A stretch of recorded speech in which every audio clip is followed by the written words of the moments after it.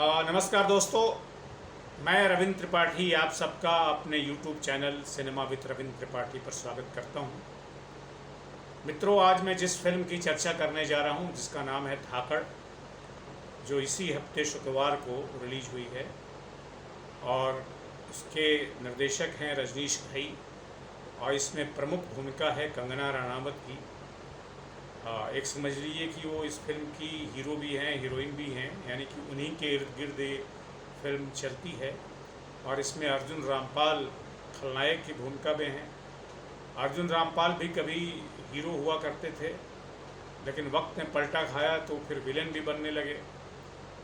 और इस फिल्म में वो जो विलेन बने हैं उसमें उनका चेहरा बहुत कम दिखता है, मतलब उनका चेहरा ऐसा लगता है कि आप एक अदृश्य से विलेन से हीरोइन लड़ रही है। बहरहाल ये अलग बात है, लेकिन मैं जहाँ से इस चर्चा को शुरू करना चाहता हूँ वो यह है कि अर्जुन रामपाल इसमें एक लोरी गाते हैं।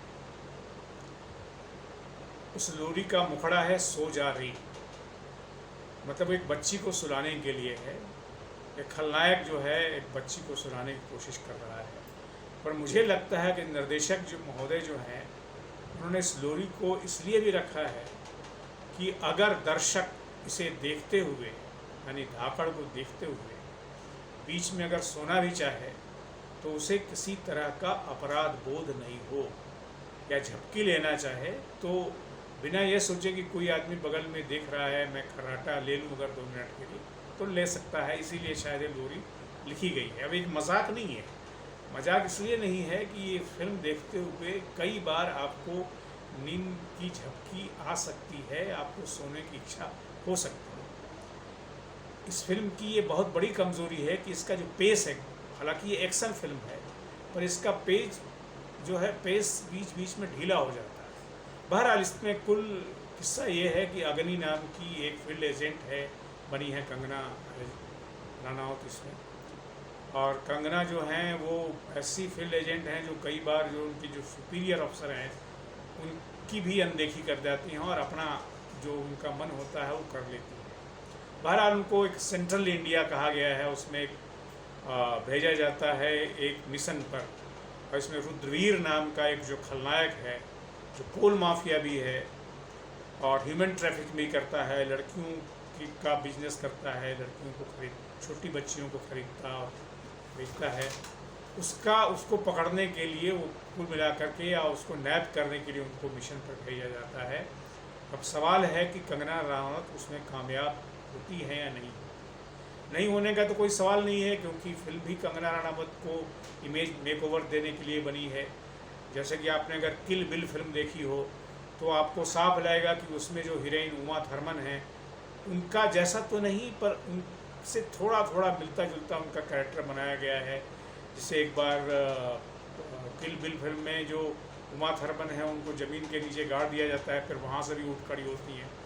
इस फिल्म में उतनी अतिशयोक्ति नहीं है, पर लेकिन अग्नि जो है कंगना रनावत ने जो भूमिका निभाई उसको दिल में गोली मारी जाती है, फिर भी बच जाती है, फिर बदला लेती है।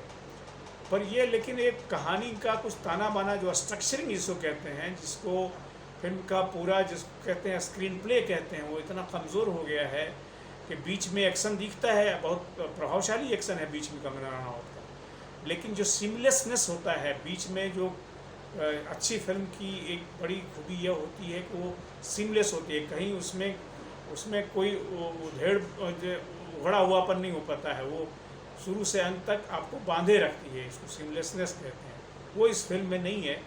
और कंगना रनावत ने एक अपनी इमेज मेकओवर के लिए शायद ये फिल्म बनवाई है, क्योंकि उनका ही है। बाकी तो जैसा कि मैंने शुरू में ही कहा, जो अपने खलनायक महोदय हैं अर्जुन रामपाल जी, उनका चेहरा ही बहुत कम दिखता है। और तो इसलिए मुझे लगता नहीं है कि फिल्म बहुत प्रभावशाली होगी, इसलिए मैं तो इसको 5 में से 2 अंक देता हूँ। बाकी आप देखिए, और आपके लिए भी सुखद खबर यह है कि अगर बीच बीच में आपको सोने की इच्छा हो तो हॉल में आप सो भी सकते हैं।